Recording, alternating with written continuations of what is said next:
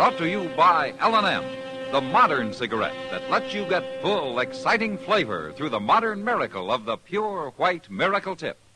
Live modern. Smoke L&M.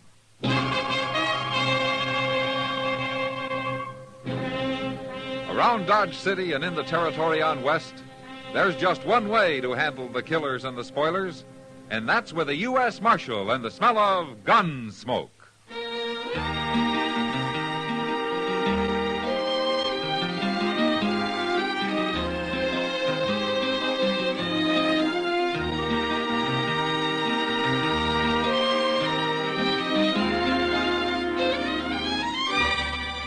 Gunsmoke, starring William Conrad. The transcribed story of the violence that moved west with young America. And the story of a man who moved with it. I'm that man. Matt Dillon, United States Marshal. The first man they look for and the last they want to meet. It's a chancy job, and it makes a man watchful. And a little lonely.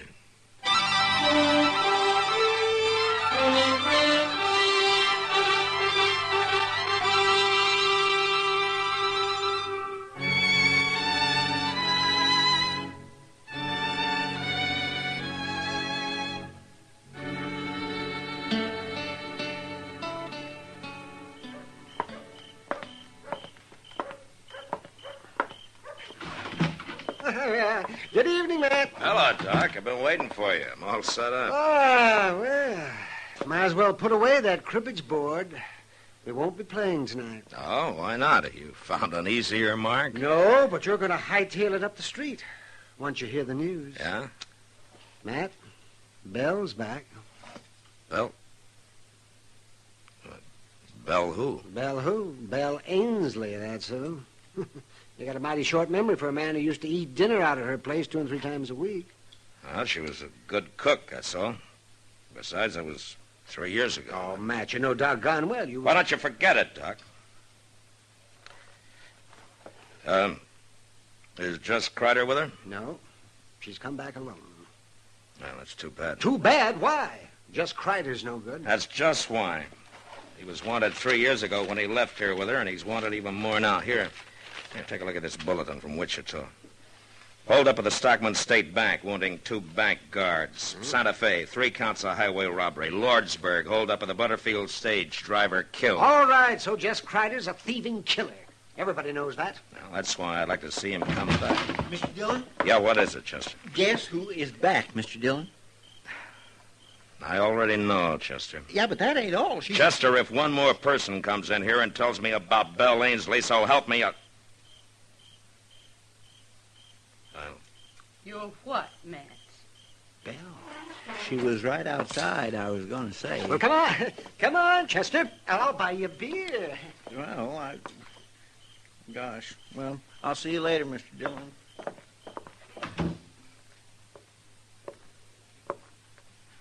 How are you, Matt? I'm fine, Belle. And you?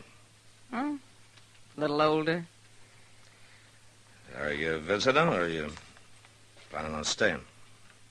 Well, I'm staying. If the town will let me.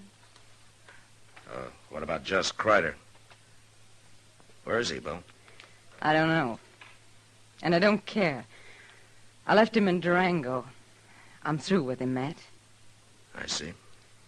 I want to stay here with my father. He's getting old, and my kid sister, Phyllis, well, she's grown into a young woman since I went away. And pretty bitter, I understand, when it comes to you.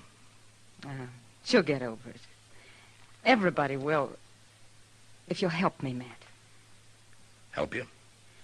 3 months after I left, I came back, if you remember. And I found the good people of Dodge had already tried and condemned me. What could I do but go back to Jess? Well, you chose to run off with him in the first place. Chose. Who knew whether I had? Who bothered to ask? You? Anybody? What are you saying? Matt, I rode out of Dodge, thrown across the back of Jess Kreider's saddle, with a gag in my mouth and my hands tied. Oh. Why didn't you tell somebody that? Who'd have believed it? Yeah, but he didn't keep your hands tied for 3 years, Bill. Matt, a woman has to have somebody. Somebody who wants her. And nobody here did. As bad as he was, Jess was my man. Yeah. What do you want me to do, Bill? Just tell people, that's all. If you believe me. Just tell them how it happened.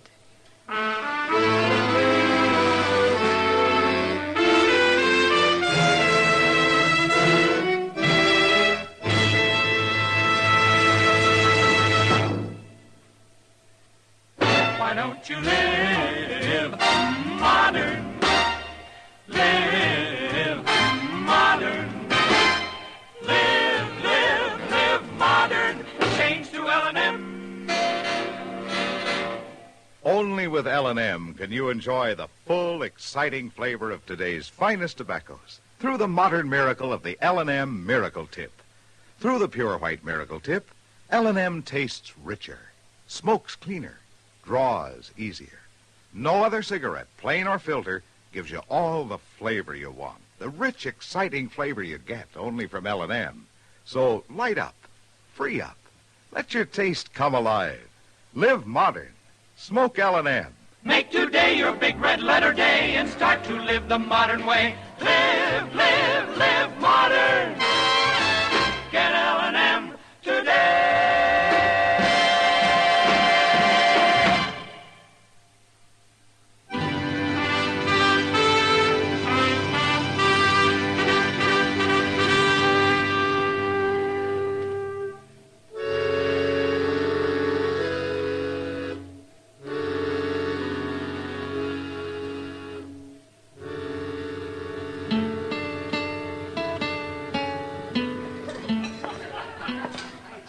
Hello, Matt. Evening, Kitty. Where'd you get all the crowd? The trailherd's in. The bar Double D from the Panhandle. Oh? I understand an old friend of yours came back last week. You know, a man tips his hat twice to a woman around here, and he's married. Is that really all you did, Matt? Tip your hat twice? Yeah, just about. Have you talked to Bill? Well, in passing. I heard his story. You believe it, Matt? That's possible. It's the kind of a thing Jess Kreider would do. I don't know for sure. Well, if it did happen that way and she's left him for good, then I guess maybe she's got some sympathy coming to her. Yeah? She sure didn't get much at home. What do you mean? Well, she moved back in at the ranch. Yeah, so I heard. It was all right with her father, probably on account of her cooking. You remember her cooking, Matt? I remember old man Ainsley well enough. He worked both those girls half to death. Well, anyway, I guess her sister really raised Cain. Well, I figured that'd happen. She's hated Belle ever since the night she ran away with Kreider was taken away. But I didn't think she'd carry it so far. What do you mean? Phyllis left the ranch yesterday and moved into town, Matt. She's got a room over at the Dodge House. What? Uh-huh. A 15-year-old kid living here alone? Yeah, I know. I'll go see her and talk to her, Kitty. But I don't think it'll do any good.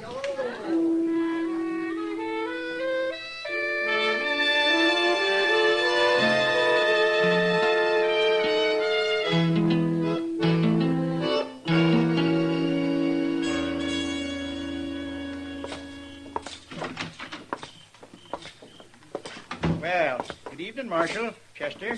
How are you, Dovey? Some of my guests been kicking up their heels, have they? Dovey, I understand that the youngest Ainsley girl, Phyllis, took a room here yesterday. Is that right? Yeah, she certainly did. Wanted to get away from that environment, I reckon. I can't say I blame her, Marshal. I know if my sister'd been cavorting around for 3 years with a cutthroat like Jess Kreider, Dovey, would you mind telling the girl that I'd like to talk to her? Well, I can't very well do that, Marshal. Oh, why not? Because she up and left this evening. What? Yep. I've already let the room to somebody else. She said she was leaving the country and wasn't coming back. Leaving the country? Well, was she alone? Well, now, she walked out alone, but I kind of had the impression there was some man waiting for her outside. And you let her go? Well, there wasn't nothing I could do about it. Well, you could have told somebody, or family, or me. She's only 15, Dovey. Well, that's growed up the way I look at it. Anyway, I figured it's just another case like her sister Belle. It sure ain't none of my responsibility.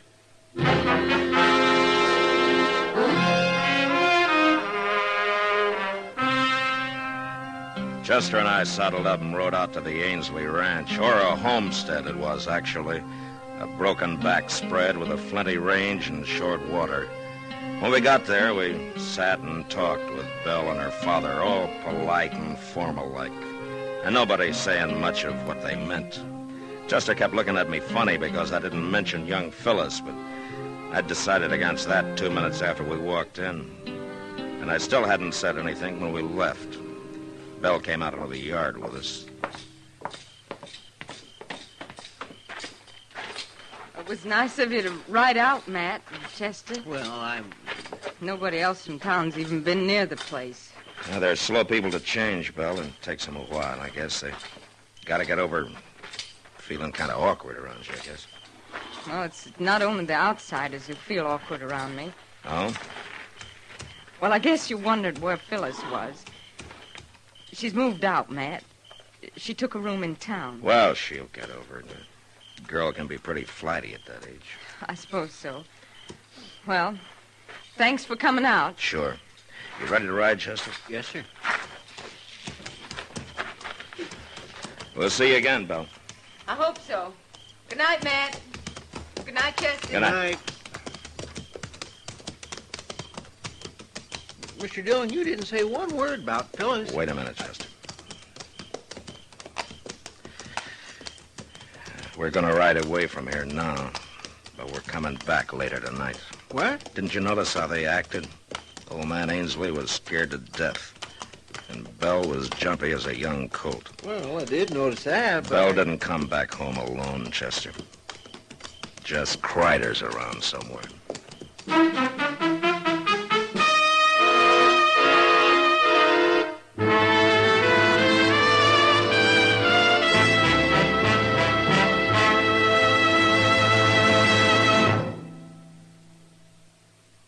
Why don't you live modern?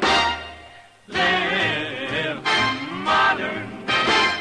Live modern. Change to L&M. Yes, live modern. Smoke modern. Smoke L&M. Enjoy a modern cigarette. L&M gives you the full, exciting flavor of today's finest tobaccos. No other cigarette, plain or filter, gives you the flavor you get through the modern miracle of the L&M Miracle Tip. Through the pure white Miracle Tip, L&M tastes richer, smokes cleaner, draws easier. So light up, free up, let your taste come alive. Live modern. Smoke L&M. Make today your big red letter day and start to live the modern way. Live modern. Get L&M today.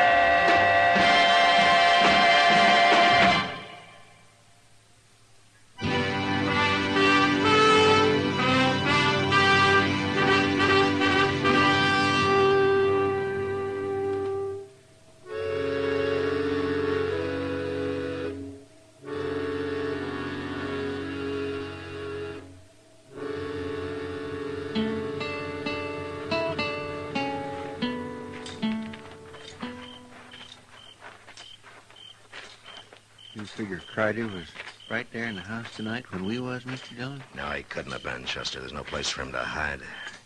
Probably holed up in the barn. We'll look there first. Yes, sir. There's a lantern burning inside. Yeah. Now, you wait here and keep me covered. I'll edge up to the door and then go in fast. Yes, well, now, you be careful.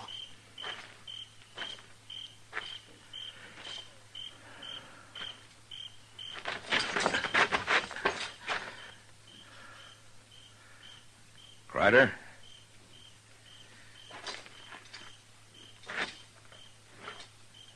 Jess?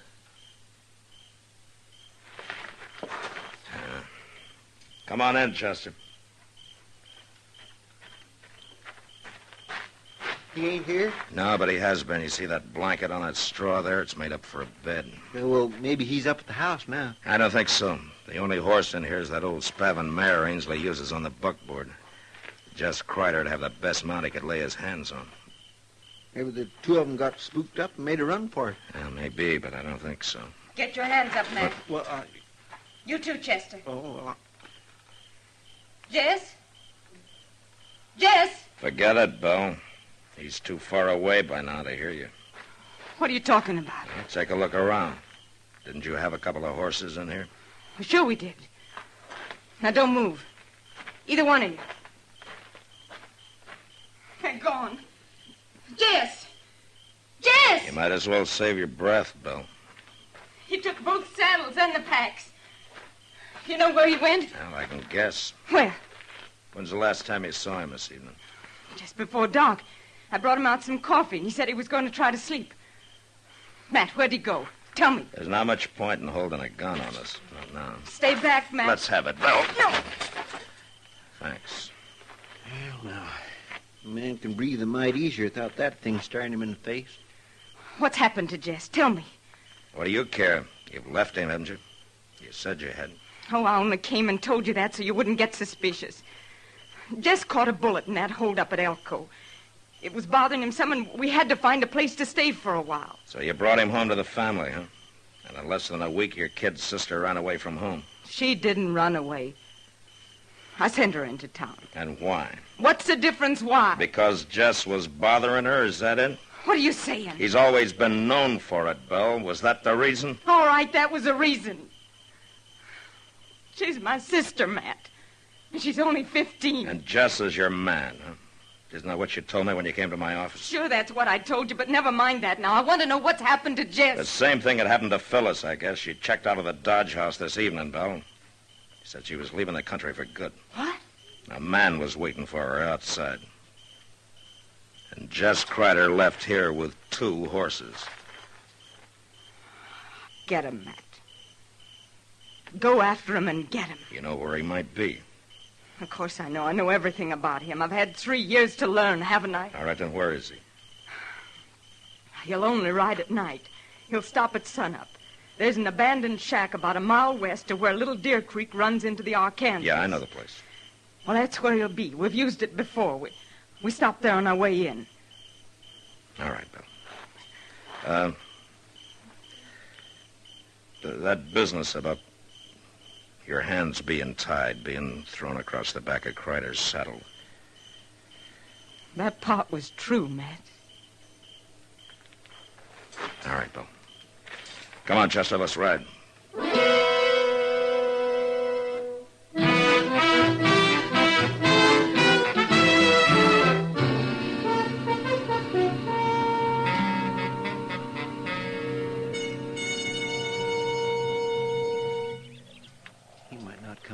Shack all day, Mr. Dillon. He will, Chester. They just got here. Those horses are still sweating. He won't leave them standing there saddled for long. It wouldn't be too hard a chore to slip up through that plum thicket there at the back. No. If he fights, I don't want the girl in it. We just wait till he comes out. Doggone if I can understand women at all, Mr. Dillon. I've had the same trouble myself a time or two, Chester. But why would that nice young girl want to go running off with a murdering outlaw like Jess Kreider? Maybe it's more a matter of hitting back at her sister. She's let her hate for Belle build up till it's driven her half crazy, I guess. Somebody's coming out.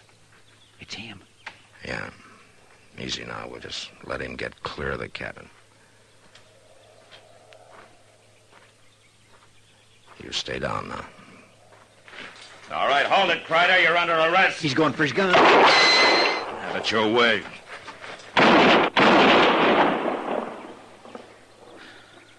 Okay, Chester.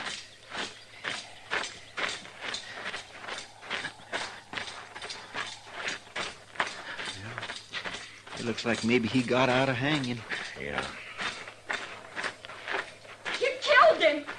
Marshal, you killed him! Why? Do you know what you've done? I know, Phyllis. Oh, no, you don't. Yes, I do.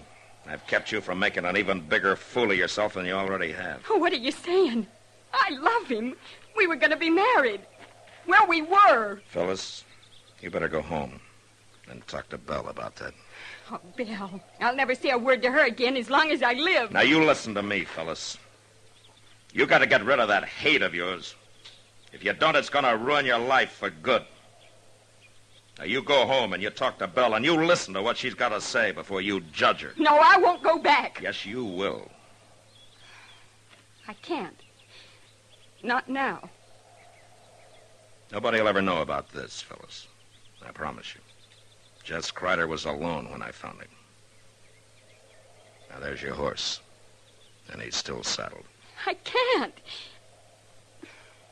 I don't want to. I know what you need, young lady. You see that plum bush over there? Well, I'm going to cut me a switch off of that, and if you're not out of here in 1 minute, Oh, you wouldn't. Oh, I wouldn't, huh? Well, you just watch me. Marshal, Yeah? I've been thinking, Marshal. Maybe I'll go home after all.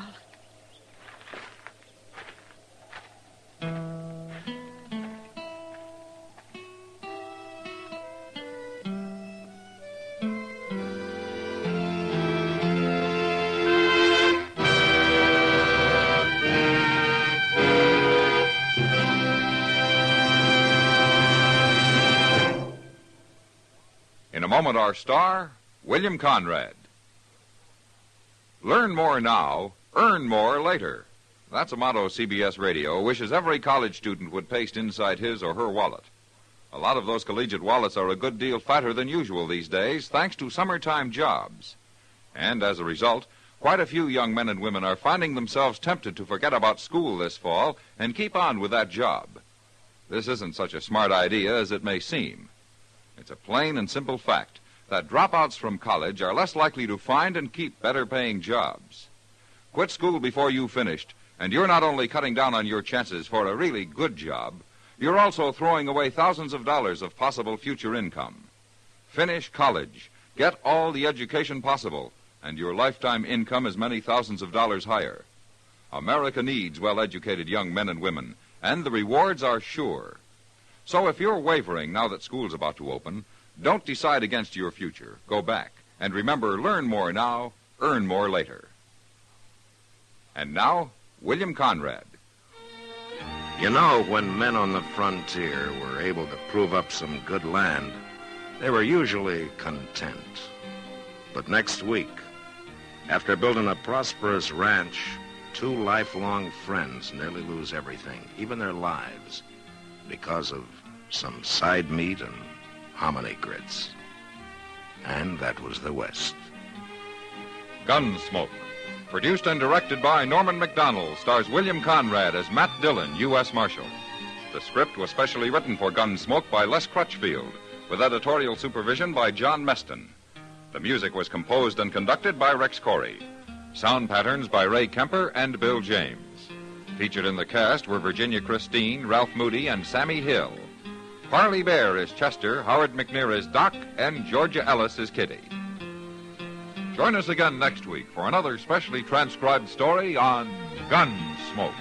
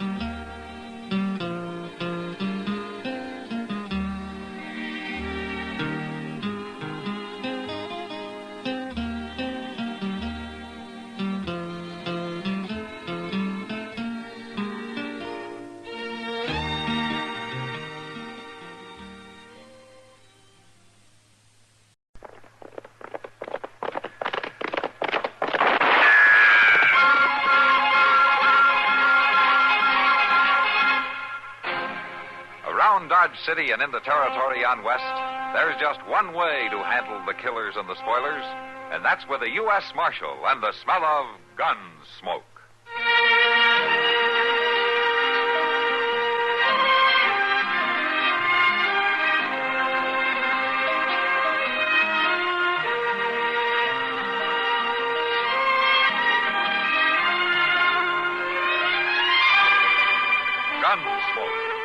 William Conrad, the story of the violence that moved west with young America, and the story of a man who moved with it. I'm that man, Matt Dillon, United States Marshal. The first man they look for and the last they want to meet. It's a chancy job, and it makes a man watchful and a little lonely.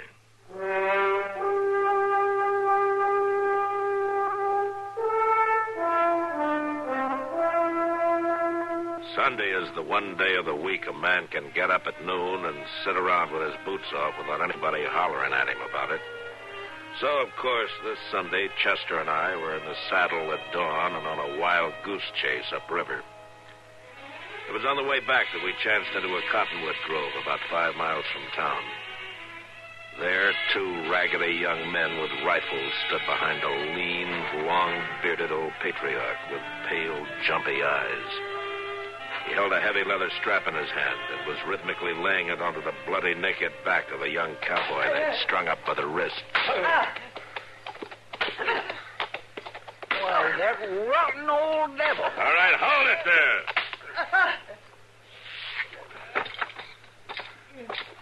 Stand where you are, mister. These boys of mine will shoot your eyes out. I'm a U.S. Marshal. Now, you cut that man down. Help him, Marshal. He's killing me. I'll cut him down, Mr. Dillon. You keep your hands off him, you... Go ahead, Chester. And don't anybody try to stop him. Chester, is it? Well, Chester, you touch that sinner hanging there, and I'll bring you to judgment, just as I have him. Never mind him, Chester. Go ahead. Yes, sir. And if you men want to shoot it out, let's get started right now. Hold your fire, boys. It ain't the Marshal's hand that's interfering. It's Chester's. And it's Chester I'll bring to judgment for it. I gave the order, mister. But he's carrying it out, and he's the one who paid. There you are, fella. Thank you. I couldn't have took much more. Here's your shirt. All right, you. I take it these are your sons. What's your name? My name is Ira Skirlock, and my boys are Dale and Hard. We got nothing to hide. Come on over by the Marshal now. Give me a gun, Marshal. All I ask is a gun. I'll kill every one of them. Just take it easy now. Chester, get your canteen. He needs some water. Yes, sir. Now, what happened here anyway? Who are you? Jim Bright. I was just riding into Dodge, and they stopped me. Oh, what for? Because they're crazy, that's what's for. All of them crazy as loons. Watch your tongue, you. Shut up, Dal. I'll tell you why we stopped him, Marshal. Today's Sunday, Sabbath. So? On the Lord's day. Going to Dodge to sin, to waste his substance with riotous living. Listen to him. I told you he was crazy. Here you are. Here. Drink some of this water.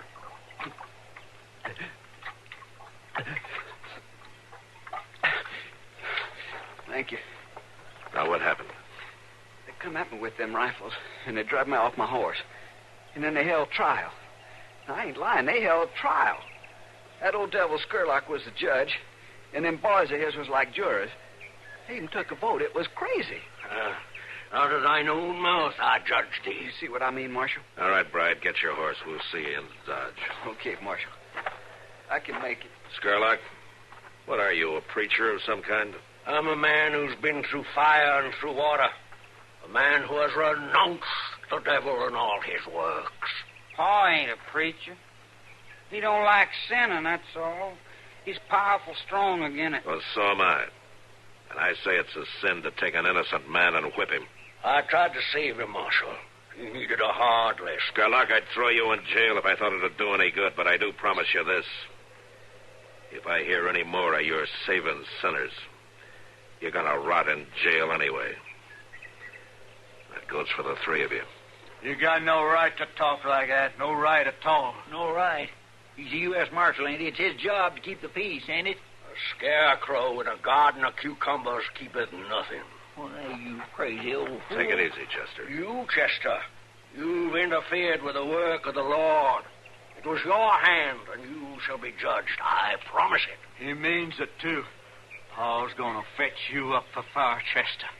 And By golly, they ain't fooling, Mr. Dillon. Skirlock, I told you before I gave the order to cut that man down. And anytime you want satisfaction for it, you call on me. Chester was warned. He shall be judged. We're wasting our time. Come on, Chester. Yeah, but he means it, Mr. Dillon. Look at them eyes. They're as wild as a bear in spring. Forget it. Bride's waiting for us over there. Come on, let's go. I lie not. You shall be judged, Chester. The very hairs of your head are all numbered. Well, he's plumb out of his mind. He's fit to cast a spell. Never mind him, Chester.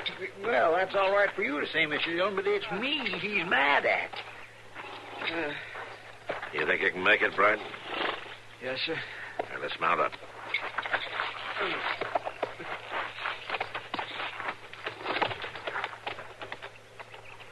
Okay? Yeah? Then let's go.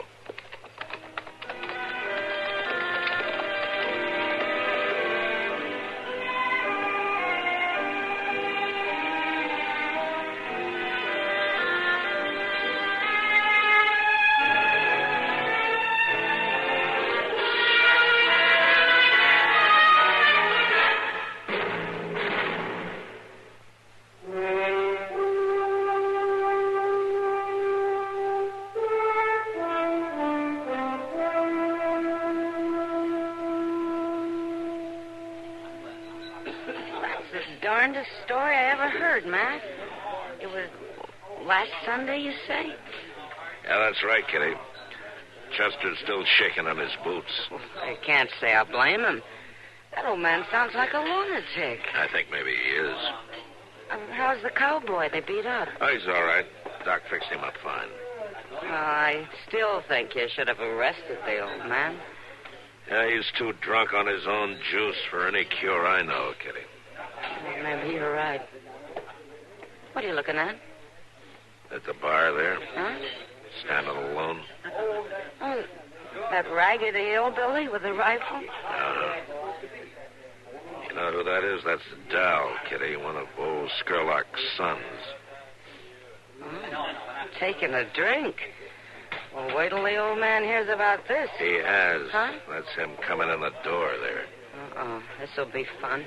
I'm not so sure, Kitty. I think I'll kind of wander over there. Yeah, maybe you'd better. Paul! Paul! What are you doing in here? A son of mine, like a common sinner, drinking hard liquor in a palace of sin. Now, Paul, it ain't like that. I just thought I'd try a little old taste of it. Taste of it? Oh, Paul. Wide is the gate and broad is the way that leadeth to destruction. Paul, it ain't that bad. I'm a grown man now. A man? You're a pig. I have a pig for a son, and I'll treat him like a pig. You come with me. Where are we going, Paul? The way of transgressors is hard, and I'm going to teach you just how hard. Now walk. Now, Paul, I'm trying to tell you. Marshal, he'll kill me. I know he will. You gotta stop him. Walk, boy. Walk ahead of me. Okay, Paul.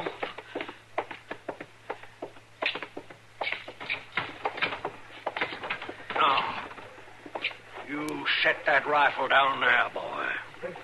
Sure. Now, step out here, Dale.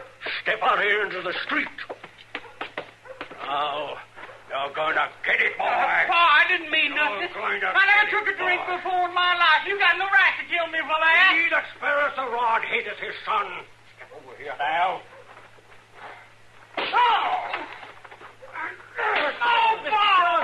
What's going on there? Old Skirlock's weaning his son, Chester. Weaning him? You'll plumb ruin that boy. You don't stop that. Look, he's jobbing him in the belly with his boot. Mr. Dillon. Yeah, I guess it's time I stopped it. No, please.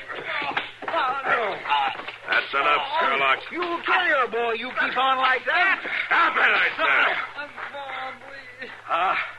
I will kill him. A living dog is better than a dead lion. Fine thing. Call your own son a dog. Chester, you and I have made a covenant with death. What? And with hell we are at agreement. What What in the world are you talking about? Your hand interfered with the work of the Lord last Sunday. You shall be judged. And by me. Hey, here now, you... Mr. Dillon, he means all that. Get some water and throw it on Dal there, Chester. Okay, but that old Skirlock gives me the creeps with his talk. And he means to do me harm, doggone it.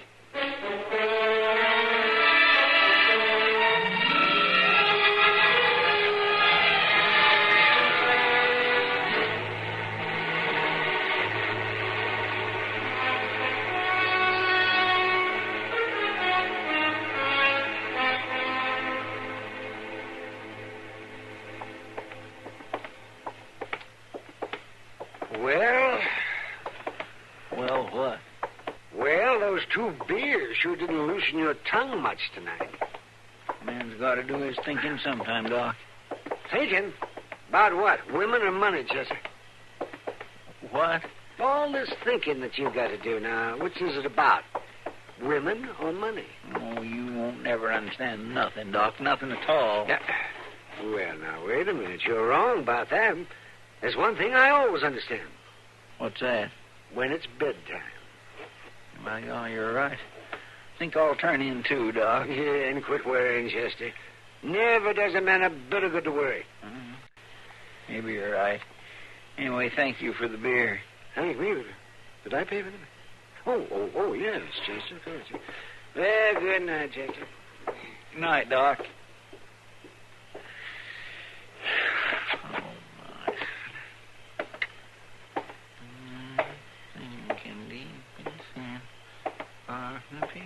Hold up a minute, Chester.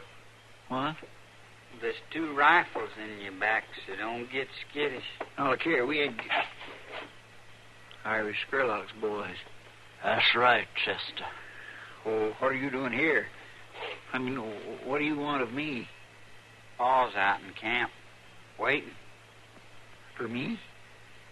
Right down the alley there, Chester. We brought an extra horse for you. Oh, I ain't no by golly. I ain't Going there! Oh, push a hole in you with this rifle. Easy, hard. You don't have to ruin him. Dal, why are you doing this? Didn't your pa just about beat the daylights out of you this afternoon? Yeah, and he'll kill him next time, and Dal knows it, too. Now, you get moving, Chester. It's going to be a long enough night as it is. Oh, it ain't, 'cause I ain't going. Hit it, Dal. No. Well, then I will.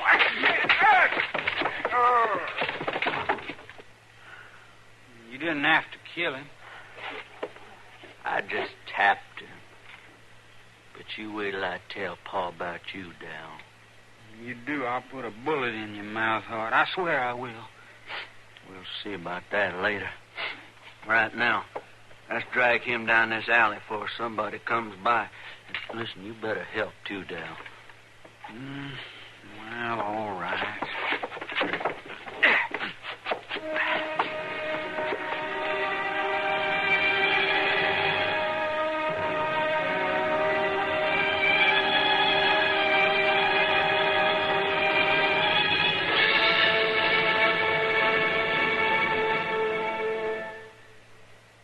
A message now to those men and women who are living in the United States but are not citizens of this country. In this month of January, all aliens are required to report their addresses to the government. Cards on which to report the required information may be obtained at any post office or from an office of the Immigration and Naturalization Service. When the cards are filled out, return them to the clerk from whom they were received. Failure to register at this time can result in serious legal penalties. If you are an alien and have not already registered for this year, make sure you go soon to your local post office or Immigration Service office for the card. If you are ill or disabled, you may arrange to have a friend or relative pick up and return your card for you. But you must register. Why not stop by at your nearest post office for your card today? Then fill it out and return it without delay.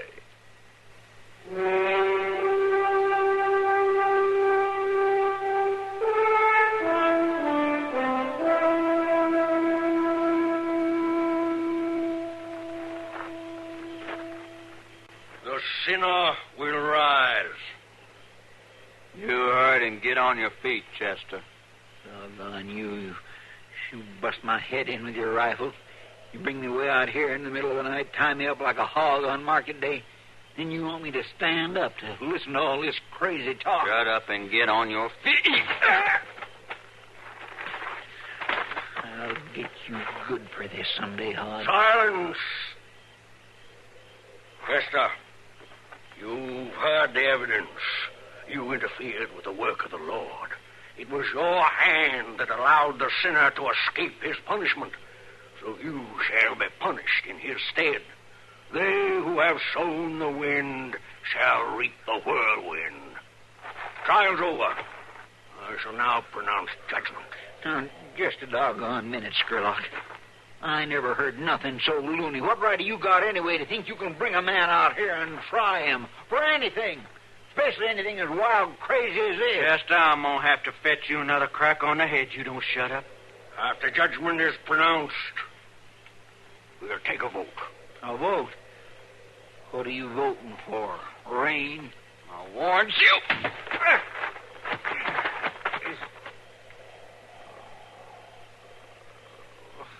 Now, on, lift the sinner to his feet. Get his arm down.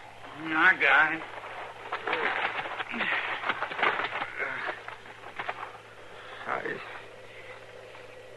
I can't hardly see nothing.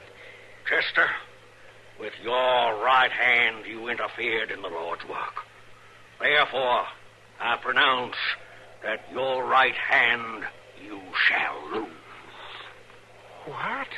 Paul, you don't aim to cut his hand Silence. You're going to get Paul real down on you, Dal. We'll now take a vote. Wait. What's this about cutting my hand off? That's your punishment. You ain't serious. He's serious, all right. Oh, don't run trials ordinary like, Chester. We vote after he's already fixed what the punishment is. But it don't matter none in the long run. You'll see. Why, you're crazy. All of you, you're plumb crazy. Hit him on the head again if you have to, hard. No, I want to hear this. Well, then, shut up. Hard. How do you vote? Guilty, Paul. One vote guilty.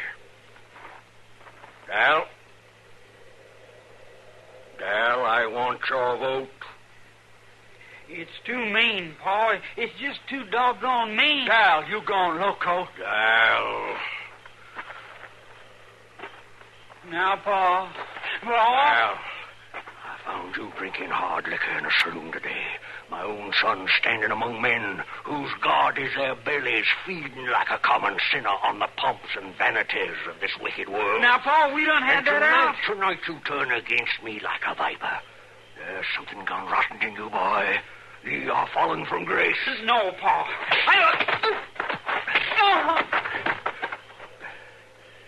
Good for you, Paul. That fixed him. He had it coming. If a house be divided against itself, that house cannot stand. Guard the prisoner hard. Sentence will be carried out at dawn.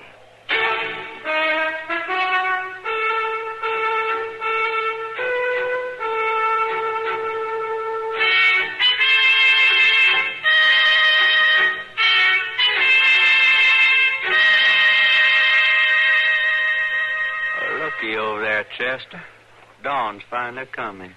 You sound mighty happy about it, Hod. Well, I'd sure like to get this business over with so as I can get some sleep. Well, now, I sure do apologize for putting you out so much. Oh, it don't matter. I go without sleep lots of nights. That's Paul. Hod, listen to me. Your pa is crazy. There's no use even trying to talk to him. But you go through with this, the law will get you, and you'll go to prison.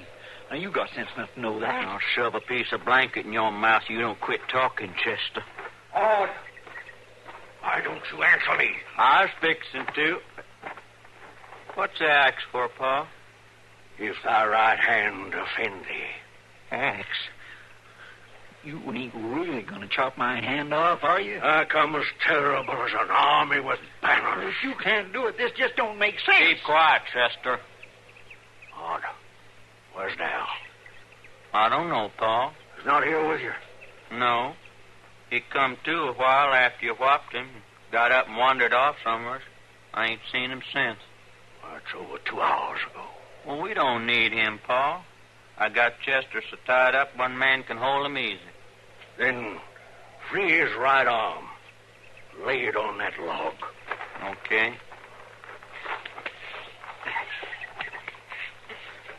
There. Don't you try nothing now, Chester. Men like you ought to be took out and grounded. Be brave, Chester. The book says every man shall bear his own burden. You talk like a blind parrot, Skirlock. All right. Over here, Chester.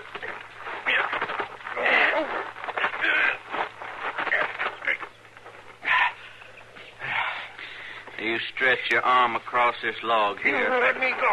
Quit squirming. Hold him hard. I want to take that hand off with one blow. You'll take my head off first, you lunatic. Grab him hard. I got him. There. Now, Paul. Mom! This life, Mom! You didn't hold him. Chester, I'll kill you now. Drop that axe, Mr. Dillon. You go. Chester's going to die for this. Well, Chester!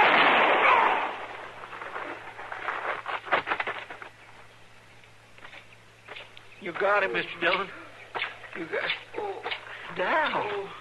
Where'd you come from? Help me, somebody, help me. Dal, give me that rifle. Find something to tie your brother's arm up with before he bleeds to death. Yeah. I'll use a piece of my shirt. You hold still while I tie that arm up. Hurry, Dal. Here's a knife, Chester. You got one arm free. Thank you, Mr. Dillon. And it's pure luck I still got this arm. Yeah. Sir, if you hadn't shot him when you did, I wouldn't even have no head. I didn't shoot him, Chester. What? Dal beat me to it. Well, I am plumb grateful to him. I sure am. But how'd you get out here anyhow? Dal rode into Dodge and found me. Well, glory be. I got the bleeding stopped, Marshal. Good. You stay here with him. We'll send a wagon, Dal. You just hold it up like that, Rod. Marshal, Yeah, what? well, you said to stay here with him. You trust me to stay here alone? You got nothing against Todd, have you?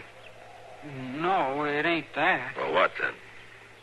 Ain't you feared I might run off? Run off. Why should you? Paul. I killed Paul, didn't I? Oh, my goodness, you saved my life doing it, Dal.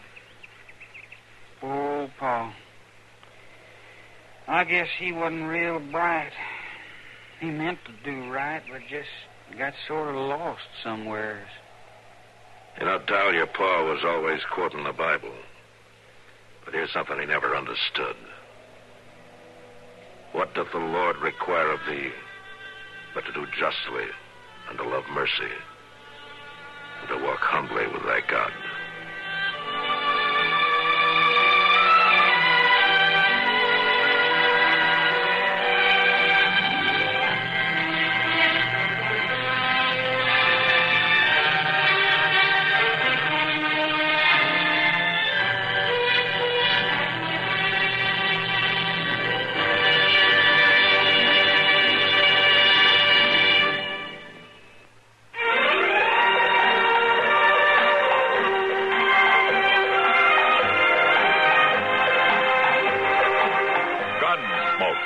Produced and directed by Norman McDonald, stars William Conrad as Matt Dillon, U.S. Marshal. The story was specially written for Gunsmoke by John Meston. Harley Bear is Chester, Howard McNear is Doc, and Georgia Ellis is Kitty. This is George Walsh inviting you to join us again next week for another story on Gunsmoke.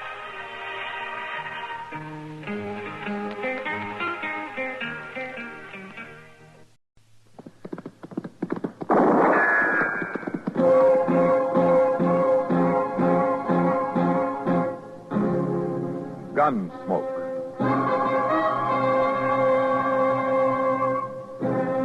Around Dodge City and in the territory on West, there's just one way to handle the killers and the spoilers, and that's with a U.S. Marshal and the smell of gun smoke.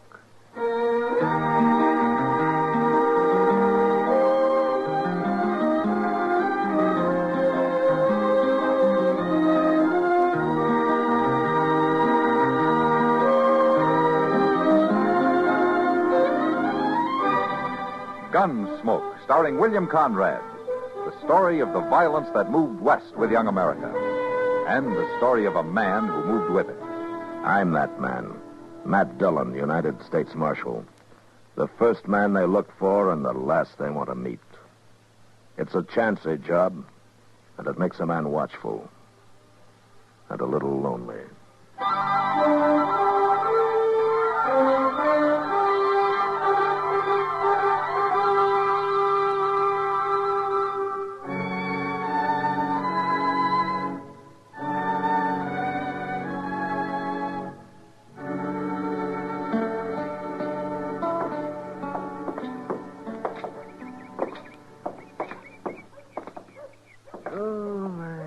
Why don't we take the day off tomorrow, Matt? See if we can shoot us a deer. Oh? That's not a bad idea, Doc. Looks like we might get a light snow tonight. Make it easy to track them. You couldn't track a three-legged buffalo in a box, can you? Oh, is that so? Let me ask you, who tracked that antelope we shot just before Christmas? It wasn't an antelope, it was a deer. Yeah, well, that's not the And point. you didn't track it. Chester did. Hey, you want to stop in the office for a while? Darn right I do. Matt, I recollect that antelope just like it was yesterday. Deer, Doc. Morning, Chester. Oh, dear. Yeah, that fella's back there waiting to see you, Mr. Dillon. Oh, Morning, Marshal. hello, Burke. I thought you were back in Washington. I was. Come in on a train last night. Got a job for you, Marshal. Is that so? Yeah, there goes our hunting, sir. What's he saying? You know Doc, don't you, Burke? Yeah, we've met. Yeah, sure is, Matt.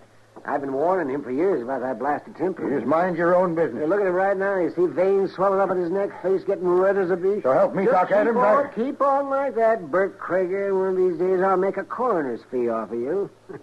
You mark my words now. Well, I didn't come here to listen to the half-baked opinions of some broken-down old quack. Now, wait a minute. You Now, just... both of you, wait a minute. Doc, you quit trying to drum up business. Well, What's the job, Burke? These papers ought to explain it pretty well. Oh, let me see them. That's what I've been doing back in Washington. And I don't mind telling you, it gives me a lot of satisfaction when I finally got them to issue them papers. Court order the United States Marshal in Dodge City, Kansas for service of eviction notice. Yeah, look at the second one, Marshal. It took me pretty near 3 years to get justice done. Eviction order from Federal Lands Commission, Washington, D.C. to one Sloat Carson. Yeah, I'm finally getting them off my Guilty of illegal homesteading a portion of the Krager Ranch located in Section 246 Township. I see. Are, you sure that this is justice, Burke? You got the papers right there in your hand, Marshal. It was issued according to law. I was talking about justice, not law. You aiming to separate the two, are you? How much range are you running now, Burke? Just over 30,000 acres. Uh-huh. And Sloat Carson's got a measly 360 acres in that homestead. Is they going to break you to let him go on farming it? That's got nothing to do with it. The law's decided the land's mine. It's your job to get him off it. You've been driving yourself for 10 years now, Burke, without a let-up. You got every inch of land between Briar Ridge and Walnut Creek, except for this piece that Sloat's living on. And I got it, too, now, once you serve that order. Why? What do you have to prove, Burke? It's what I have proved, Marshal. That I'd own the whole valley someday. Every last foot of it.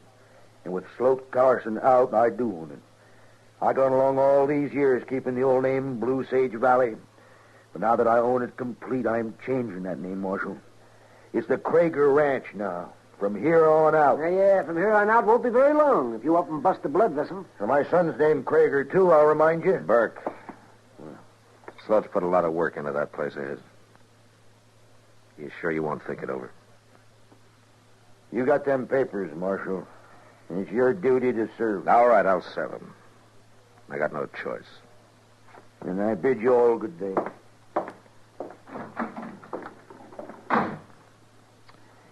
There is a downright mean man, Mr. Dillon. Yeah. Well, if he doesn't change his ways, he's going to be a dead one. You may be right, Doc, but not for the reason you think. Hmm? What do you mean? Sloat Carson's a peaceful man. That doesn't mean he'll take to being pushed off that land of his.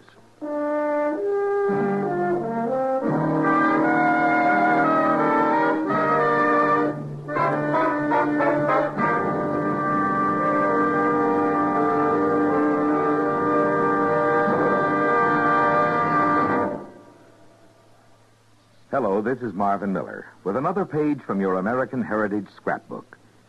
It was a portrait of the French hero Lafayette, painted in 1825, that marked the zenith of the artistic career of Samuel Finley Breeze Morse. Yes, the first dots and dashes ever wrought by Morse were blended in oil on a piece of canvas. But lack of funds forced him to abandon his art studies in London, and he accepted America's first professorship of fine arts at the University of New York City.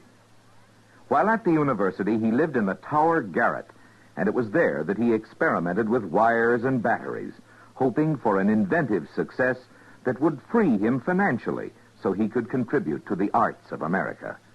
Even while conducting his electrical experiments, Morse tried to make his art a paying proposition, but without success. In 1837, he put aside his brushes and constructed the first working model of his telegraph. Symbolically, he used one of his wooden canvas stretchers in the process. His promising career as an artist was sacrificed. Yet he performed perhaps a greater service to mankind in another way. Samuel Morse became one of the world's great inventors.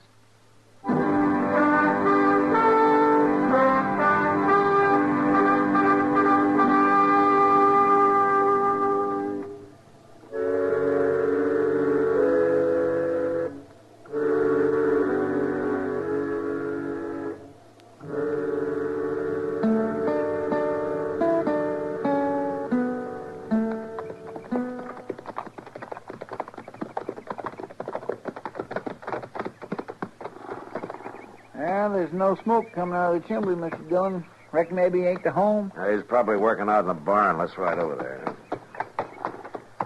It's just a cussed shame, that's what it is. That can't be a help, Chester. Bert Krager don't need this land no more than he needs a second head. Yeah, he's got a devil on his back, Chester. Krager Ranch are the only 3 words in the world that mean anything to him.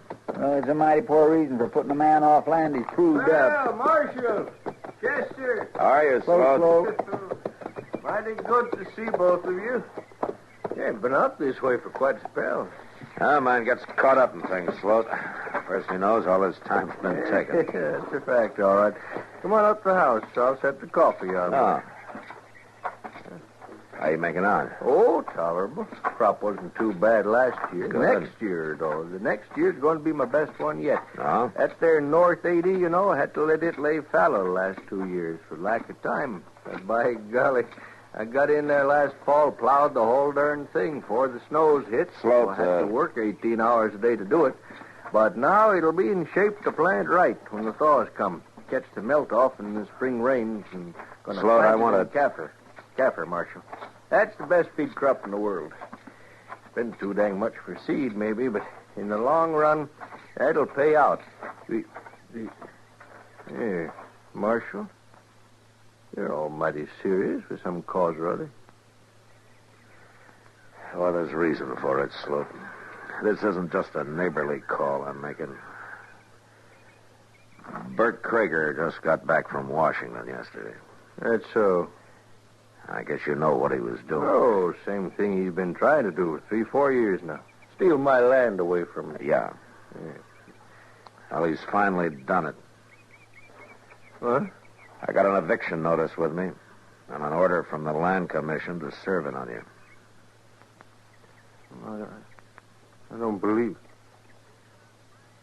You're joking, Marshal? I wish I was, Sloat. I'm sorry. Well, nobody can grab a man's farm away from him. After he's put his sweat and blood, his whole heart into it. The order gives him a right of prior occupancy. But he never run a head of stock on this ground when I filed on it. There's nothing I can do about it, Sloat. Don't them fellers back there even care about my side of it? Don't they even want to hear my story? And according to the order, they notified you by mail. Oh, I got some kind of papers through the post. I couldn't tell what they was all about. Just figured it was some more of Bert Krager's shenanigans, some kind of bluff. It wasn't bluff, Sloat. Mr. Dillon? And them papers said come to a hearing in Washington. Now, where'd I get the money to go to Washington? I don't know, Sloat, but the court's decided. Mr. Dillon, here comes old Krager's son. What? Crowdy Krager coming here? Now, you just take it easy, Sloat. Morning, gentlemen. How are you, Crowdy? Ain't you Kragers done enough? What'd you come here for? Maybe I come to undo some of it, Mr. Carson, if it ain't too late. I'm aiming to undo it myself, Crowdy. I'm figuring to use a gun. Now, wait a minute, Sloat. I ain't a man that hunts trouble, Marshal. You know that. You know it as well as anybody. But I ain't letting 4 years of my life get took from me without putting up a fight. Killing Bert Krager won't change a legal decision, Sloat. What did you mean, Crowdy? If it ain't too late. You served that eviction notice yet, Marshal? No, not yet. The law say you got to do it today instead of tomorrow, maybe? No. And I'd like to talk to you, Mr. Carson. Why? I may be able to tell you something that'll save your farm for you. I'll listen to you, Crowdy, but I won't promise nothing. You don't have to. Marshal, I think it'd be better if you wasn't a party to this. Why are you doing this, Crowdy? What's your reason? If you'd lived around my pa your whole life, you wouldn't have to ask. Mr. Carson, could we walk into the barn? All right. You excuse us, Mark.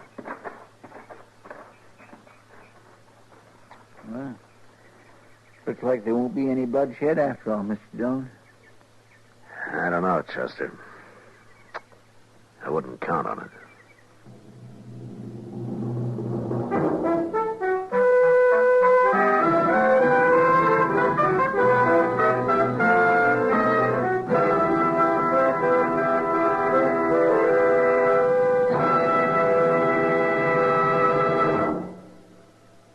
Another visit with Joe and Daphne Forsythe. Joe, honey. Uh-huh. Joe, darling, put down the paper. I've got something important to ask you. Okay. Joe. All right. What? How many savings bonds do we have? What kind of a question is that? A good one. How many? I'm not sure. I'd have to count. And I'm reading the paper. Now, what do you want to know for? Have we got enough to make things comfortable for us? Very comfortable. That's why I buy on a payroll savings plan. Up on the month will give us quite a nest egg for the future. Enough for a college education? Eventually. But who's going to college? Our children, silly. We don't have any yet. Oh? What do you mean, oh? Better buy some more bonds, honey. Daphne, you mean... We've got a new investment. How about that?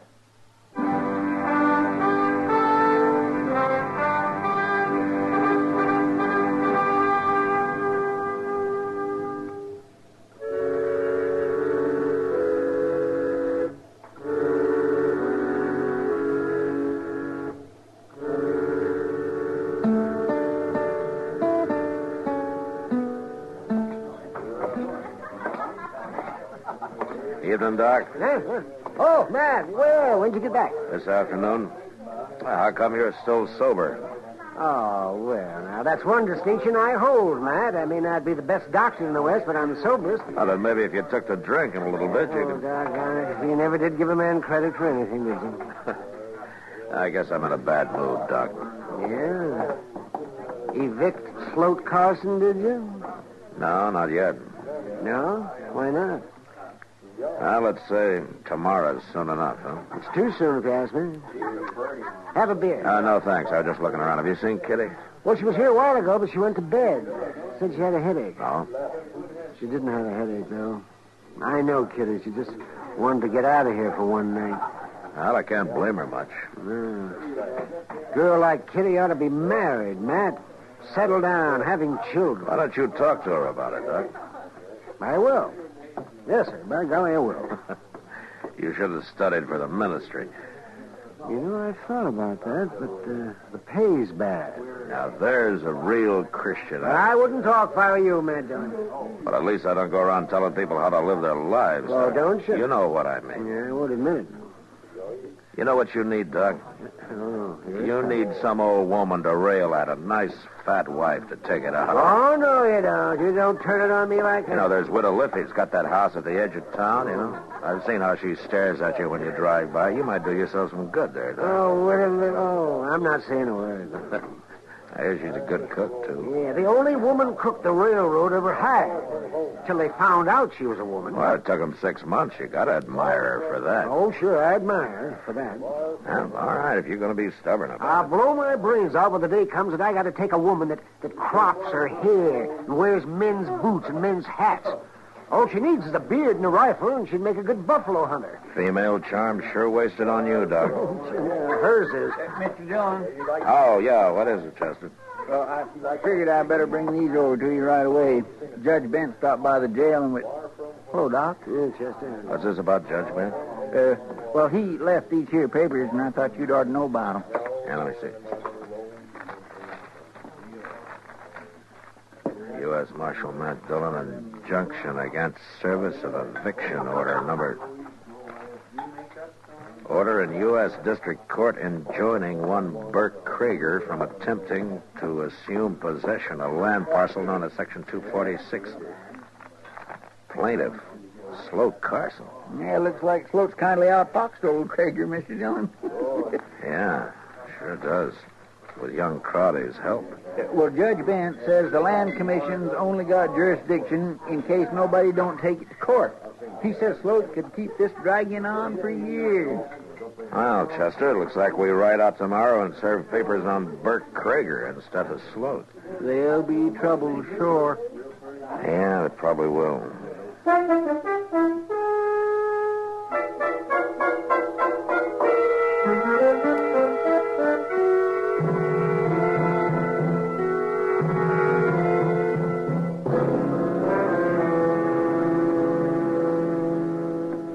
Come in, Marshal. Chester. Thanks, Burke. Come on in, sit. Maybe I can rustle up a pot of coffee. No, don't bother. We're not going to be here long. Well, I'll take a minute. There. You served them papers on Sloat Carson, did you? No. What? Why not? As a matter of fact, Burke, we're here to serve some papers on you. What the thunderation you talking about? Judge Bent issued this late yesterday afternoon. You better take a look at it here. What's that old fool doing poking his nose into my business? What's this? It's pretty clear if you read it. I don't have to read it. I know what it is. The only blasted way in the world Carson could have beat me, and he stumbled onto it. In case you're interested, Judge Bent handed down a ruling at the same time to prevent me from serving the eviction notice. And I'll run him off. I'll take a gun to him. I wouldn't advise that you try that, Burke. Marshal? Chester? Good morning. How are you, Crowley? What's the trouble, Pa? Trouble? 10 years, that's the trouble. For 10 years I've fought for this valley, foot by foot. And when I get it right in my hand, the last square inch of it, the Krieger Ranch, this fool Sloat Carson blunders onto the one way of blocking me. He didn't blunder onto it. I told him about it.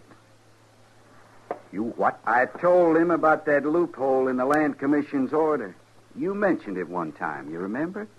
You sneaking young whelp. Here, now, you know what Doc said about you getting mad. I'll have the hide off your back. I'll beat you till you scream to have a bullet put in your head. Burke. Stand back, Marshal. Put down that horse. I'll cut the daylights out of you. You hurt me, Burke. You yellow cur pump out. Mr. Krieger.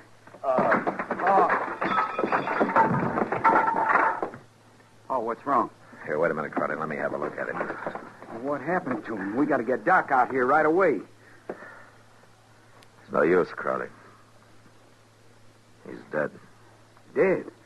Doc said it was going to happen like that if he didn't stop losing his temper. But he can't be dead. I didn't mean for this to happen. It wasn't your fault, Crowley. You were trying to do the right thing. It was your father who was doing wrong. I can't even claim that excuse, Marshal. I didn't care what happened to Sloat Carson. I was just trying to hit back at Paul for all the years he bullied me. I don't guess he was easy to live with. But I didn't aim to do this. I just didn't. I'll send Doc out when we get back to town and make out his coroner's report. I'll break this ranch up and sell it off every foot of it. I guess we'll be riding, Crowley. Krieger Ranch. I'll blot that name out if it's the last thing I ever do. Come on, Chester. Krieger Ranch. I'll show 'em how long that name will last. In 2 years, nobody will ever remember.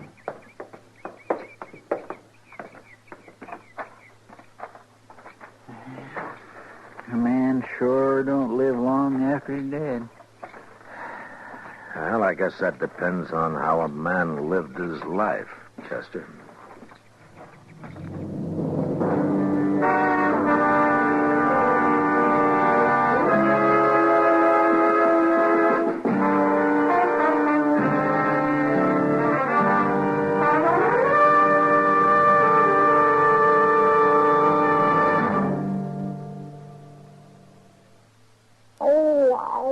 What's the matter? Oh, my wife has a toothache. Your wife has a toothache and you're moaning? Well, she hit me when I complained about her yelling. Well, why didn't she go to a dentist?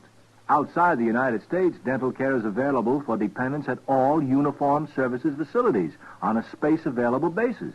No kidding. What about inside the United States? It's available for medical or surgical conditions. Oh. And in an emergency to relieve undue pain and suffering.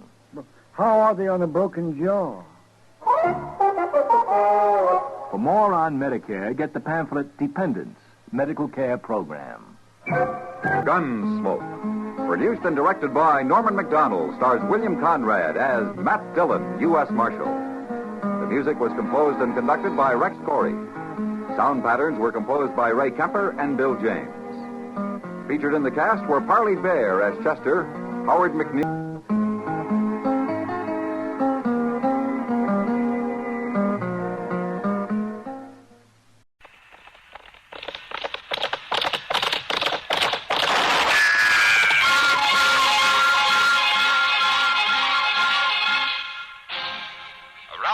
City and in the territory on West, there's just one way to handle the killers and the spoilers, and that's with a U.S. Marshal and the smell of Gunsmoke.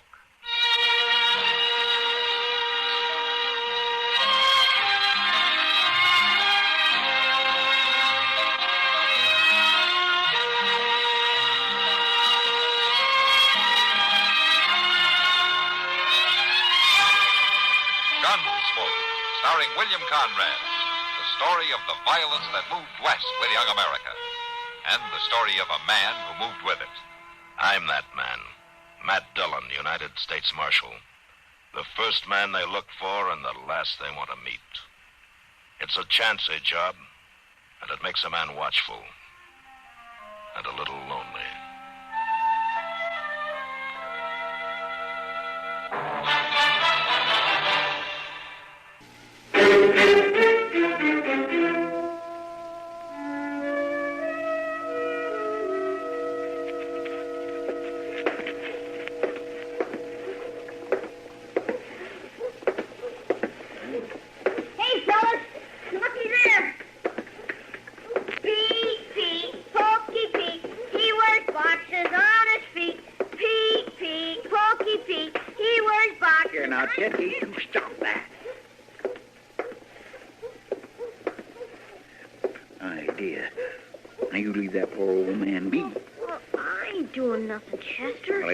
You tormenting old Pete like that? All the fellas do it, Chester. It don't mean nothing. Old Pete don't care. How do you know he don't care? Well, he don't say nothing. It don't make no difference if he says nothing or not. Just ain't right teasing a body for no reason at all. He's awful funny looking, Chester. Well, now, ain't that a shame? You live as long as old Pete, you might be funnier looking yet. What do you mean? You can't never tell what might happen to you, Ted.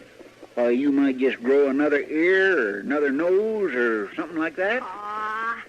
No, sirree, you can't tell at all how you might turn out.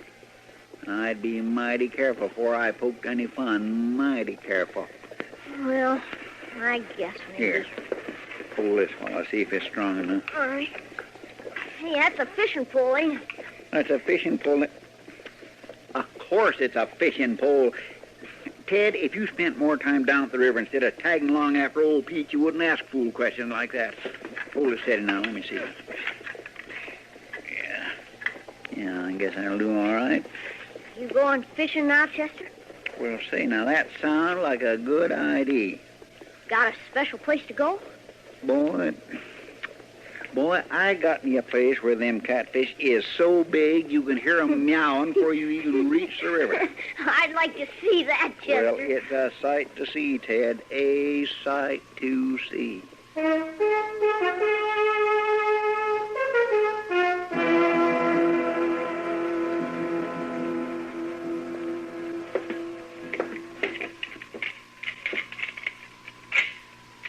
that's real nice. Sure.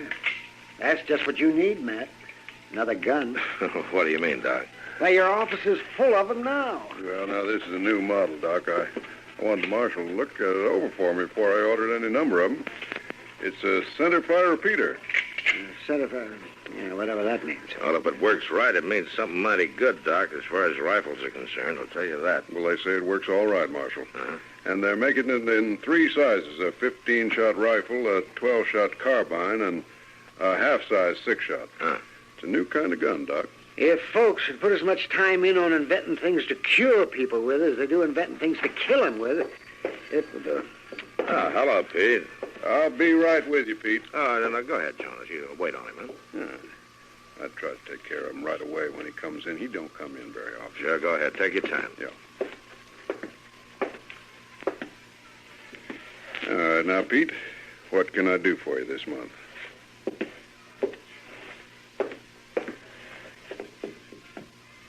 Oh, want some of them candles over there? Now, how many you want, Pete? 6? Oh, just 2. You sure that'll last you the month? All right. Just 2 it is. Now, what else?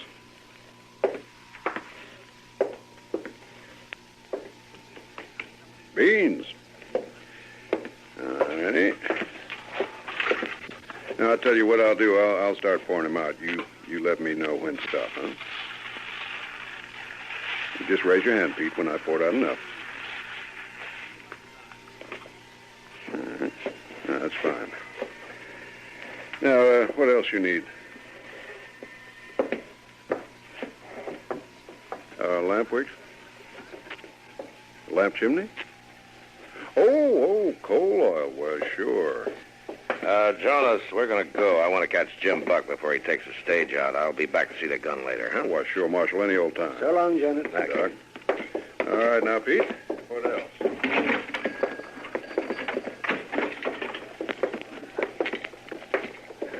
Pete's a strange old coot, isn't he?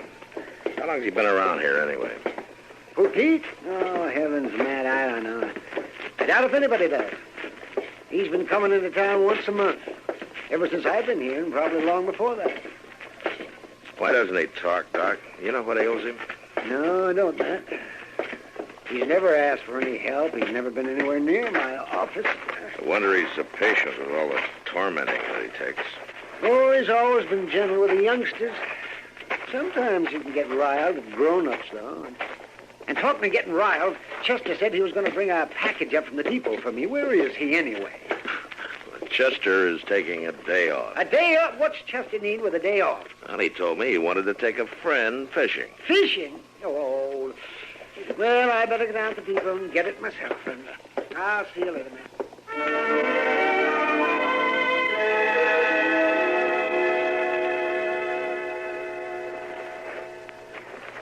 I don't hear no catfish meowing, Chester. We're right on the bank, too. Well, no, see, it's just the wrong time of day. They don't seldom do it when the sun's so high. You're more likely to hear him carrying on around supper time. You sure talk funny. No, I ain't talking funny at nobody the way you were doing to old Pete this morning. I won't do it no more. It's a good thing. Might not come out so good next time.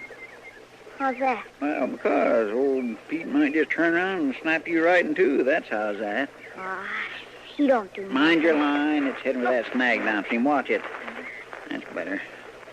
No, old Pete ain't done nothing yet, but he's getting older and tireder, and what with not even getting any sleep at all, he... No sleep? They say he don't sleep a wink. He just sits there with that little old shack of his, guarding that treasure.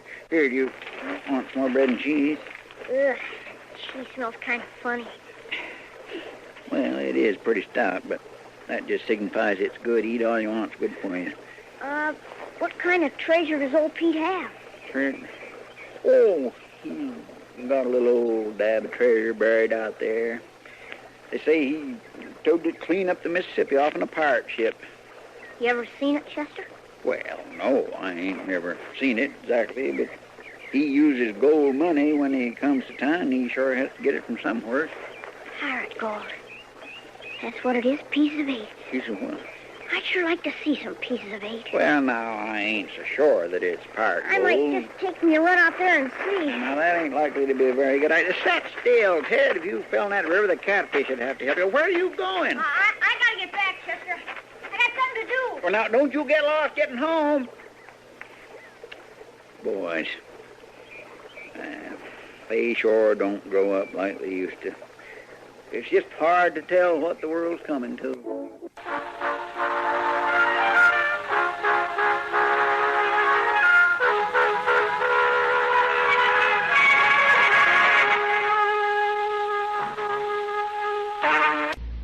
Everywhere you go, across the country trip or across the street party, you carry the fun with you when you own a Columbia stereophonic high-fidelity phonograph. There's a marvelous selection of 7 new portable models in smart new color combinations at your Columbia phonograph dealer, from which you may choose. Each one is a masterpiece of design and beauty. More quality, more features, and more styling have been built into these sturdy portables than ever before. How much fun you'll have enjoying all the wonderful new sound of stereo records. Regular records take on new beauty, too, when played on handsome Columbia portables. You'll be amazed at the big console sound that is reproduced by Columbia portable stereophonic high-fidelity phonographs. You'll thrill to the excitement of Stereo One by Columbia, #1 in the wonderful world of sound. And Columbia portables are economical, too. Prices start as low as $24.95. See them and hear them at your Columbia phonograph dealer.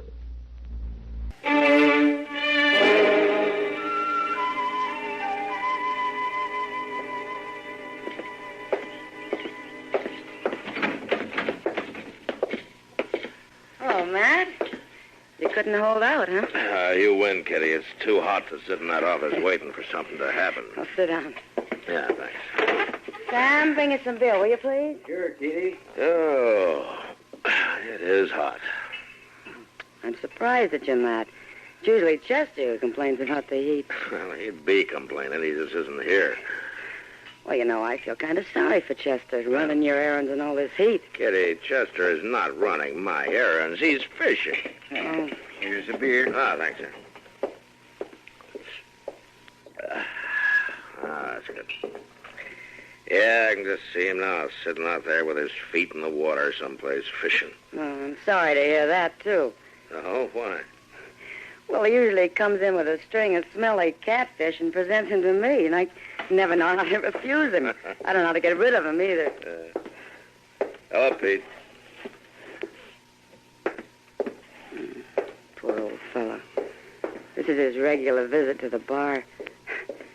You could run a calendar the way he comes in here every month. Oh, Pete. He, ever say anything, Kitty? Never. Just puts his money down on the bar, has 3 drinks, no more, no less, and walks on out.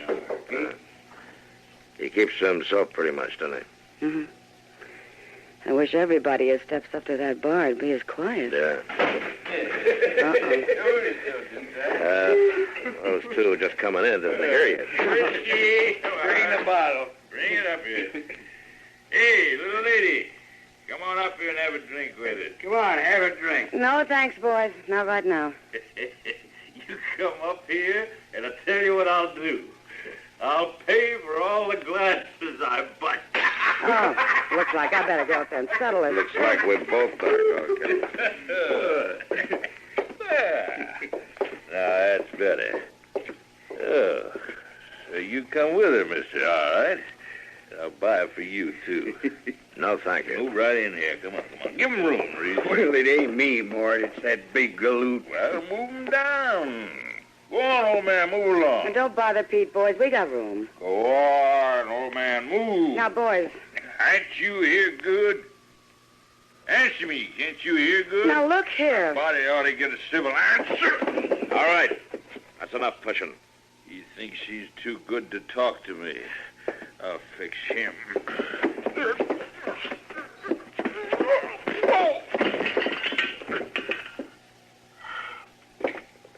Here, I'll help you up. Why, that old fool, he knocked me down. I'll fix him. Pete's a little tougher than he looks, isn't he? I'll fix him good. Whatever he did to you, you had it coming. I'm going to get him. No. What you're going to do is get out of here and sober up. Maybe I will for now, Marshal. Maybe I will for now. But that uppity old man ain't going to get away with this. And there ain't nothing you can do about it. I wouldn't count on that.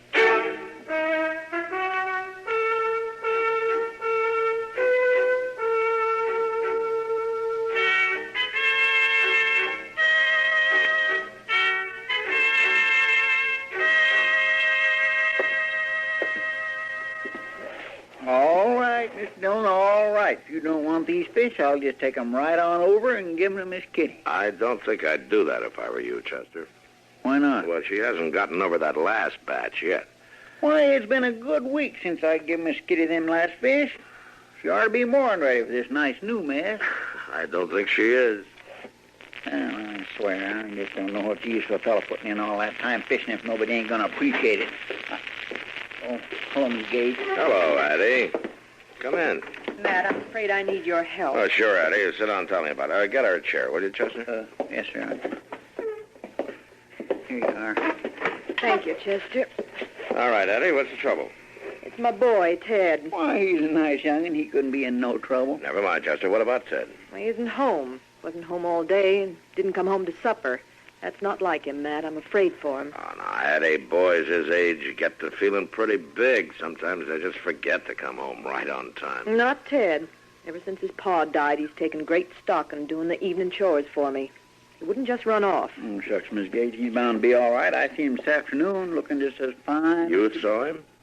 Why, sure, we was fishing together. Did he come back to town with you? What? No, ma'am, he didn't. He come back before I did. I kind of wondered about it, too, at the time. How's that? Well, it sure seemed like he was took with the story I was telling him about old Pete and all. But I just started telling him the best part when Ted went on. What part was that, Chester? Well, the part about how old Pete sets up all night guarding that buried treasure. What buried treasure? Well, now, I don't really take much stock in it, but the boys seem to be pretty took with it. Chester, what did you tell him? Well, now, lots of people think old Pete's got some pirate's gold buried up there somewhere. Matt, that must be where the boy went. Yeah, he might have, Addie. Chester, go get the horses. Yes, sir. Don't worry, Addie. If he's there, we'll bring him back.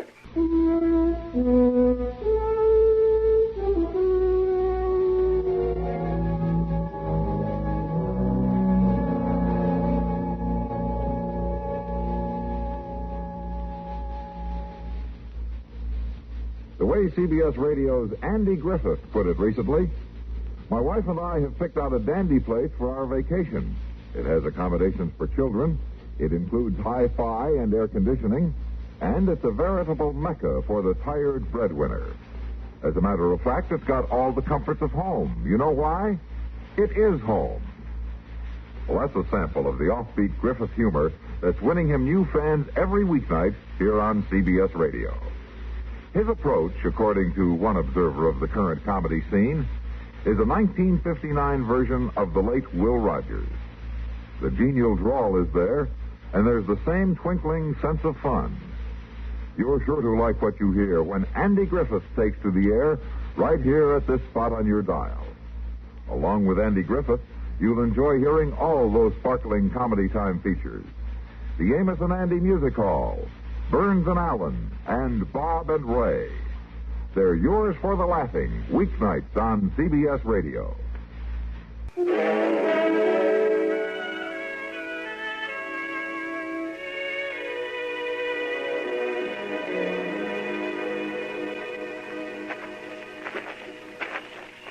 Come on, Reese, stop dropping your feet. I ain't so anxious to get there. I told you I was going to get even with the old man, didn't I? I don't see what he done so bad to get his shack burned down. He's got it coming to him. But he didn't do nothing so bad. Well, he didn't sass you. He didn't even say nothing. Shut up and watch where you're going. I can't help it, Mort. I can't see where I'm going. You'll rouse the old man for sure. Don't see why we couldn't have rid up this far. I don't want no horses stomping around. You're bad enough. Now shut up. I want to burn him out without no warning. What's it? Here. Quiet. It's a kid. Let go, mister. You be quiet. What are you doing here? Why? Walk soft. I was just watching for him to come out and guard the treasure, that's all. What's he talking about, Mort? What are you doing here? Come on now. Let's have the truth. That's the truth, Mr. Arms. It's pirate treasure. Who told you that? Well, the man from Marshal's office. He says Pokey Pete sits up all night guarding us. You better not try to fool me, boy. I ain't fooling. Cross my heart, I ain't. All right, then. Where's it buried? Oh, I don't know that. You better tell me. Come on, Mort. Let the boy go. That foolish old man ain't got no gold. Well, he don't even have a decent pair of boots. Maybe he does and maybe he don't. But it's sure worth finding out. Now, come on, boy. You tell me where it's buried. I don't know. He's the only one who knows where it is. The old man's the only one. Did you hear that, Reese? I heard it. Well, he was too uppity to talk to us before, but we'll sure get some talk out of him this time. I thought we was just going to sneak up and burn the place. We'll burn it after we talk to him, Reese. After we make him talk. Now, come on. Please, mister. Can I go now? What's the matter, Sonny? Don't you want to see the treasure? Well, I want to go home. You ain't going home yet, Sonny. Not just yet.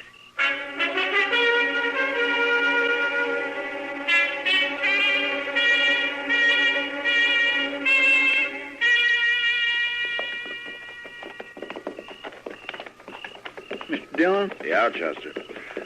I'll feel just terrible bad if that boy gets himself into fixing something I said. Forget it, Chester. Boys his age are likely to run out now and I then. know, but me telling him that fool story, that's what started him off. Well, if you hadn't told him, somebody else would. Well, I sure do hope he ain't got hurt none, no. A night in the open isn't going to hurt him, Chester. I know, but that's mighty rough country, and I just ain't too sure what old Pete'd do to it. Look yonder, Mr. Dillon. What? There's a fire out there. Yeah. Must be Pete's shack. Come on.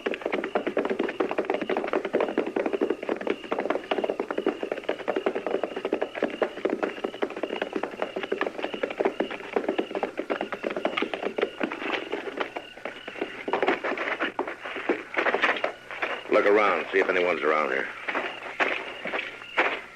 There, Mr. Dillon, just outside the door. Oh, yeah.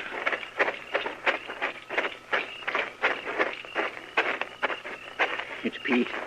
Yeah. Must have got himself out of the door somehow. Is he dead? No, not quite. He's been beaten, and he's burned. And he's still breathing. There's somebody over there, Chester. I'll go see.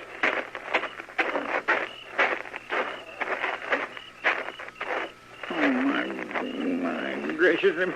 Mr. Dillon? Yeah, Chester.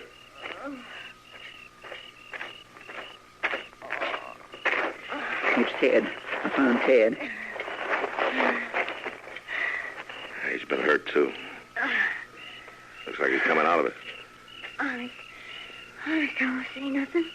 Just take it easy, Ted. You're all right now. Don't hit me, mister. Nobody's going to hit you, Ted. It's Marshal Dillon. Marshal, don't let him get me, Marshal. Don't let him beat me like they did old Pete. Nobody's going to beat you, Ted. You're all right now.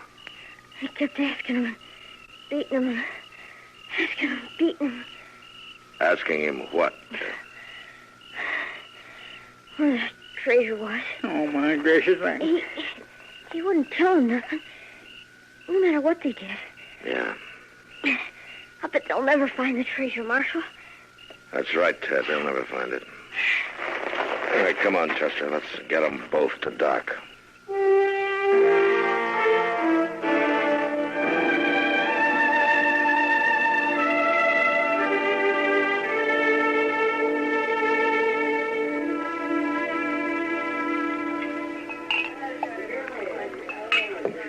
one more drink up and let's get out of here. Oh, quit your fussing, Reese. Ain't no hurry. I thought we was just coming through Dodge to get supplies. Well, we got 'em, didn't we? Just ain't smart to stand around drinking. I don't like it. I'd sooner be headed for Texas. We'll head there. Now, just don't push me. I want to put some distance between me and that shack. There ain't no shack no more. Ain't nobody knowed we was there. The kid does. I took care of the kid. Now, quit fussing at me. You two. You're under arrest. Marshal, there must be some mistake. There's no mistake. Get the guns, Chester. Yes, sir. You ain't getting my gun. You got no right. You got some idea of resisting arrest, mister? I ain't gonna let you take me. That'll be just fine with me. I'd like the excuse to beat you from here to the jail cell, the way you beat old Pete. I don't know what you're talking about, Marshal. You don't know about a burning shack, or beating the old man, or the boy? Why, no, Marshal. You must be looking for somebody else. The boy says we're looking for you. Mort, you didn't kill him. Not the boy, not quite. But Pete died in Doc's office just a few minutes ago. Now, come on, let's go. You ain't taking me. Look out, his gun!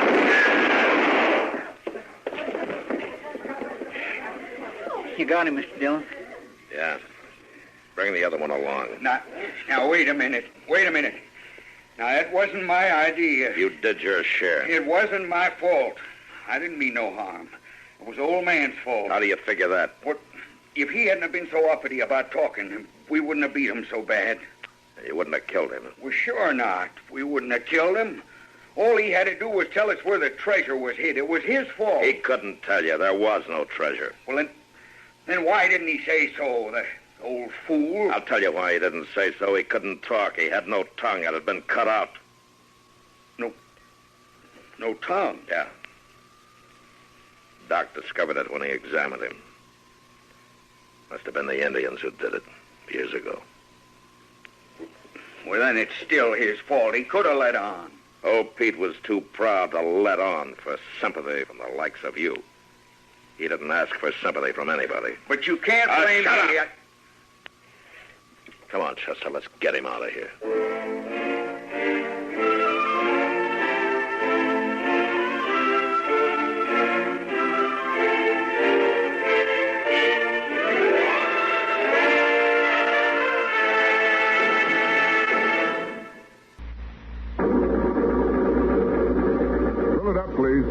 Aha, valve lifter noise. That engine sure needs new Case-ICE 3C heavy-duty crankcase concentrate. Well, it certainly needs something. But the car is practically new. It'll run like new, too, sir, if you keep its engine clean and friction-free with Case-ICE's new 3C in the crankcase. Case-ICE 3C with Barron. Quickly stop hydraulic valve lifter noises. Well, I haven't time to leave it now. Maybe when I have more time. Only takes a minute to add a can of Case-ICE 3C to your oil. Case-ICE 3C will clean your engine while you drive, cushion the working parts, and stop that noise. And it costs only $1.50. Case-ICE 3C smooths and quiets your engine, gives it more pep and power, increases gas and oil mileage, too. Only $1.50? Then it works while I drive? Works while you drive. After only a few miles, you'll really notice the difference. Case-ICE 3C is guaranteed. If you don't get results, you get double your money back.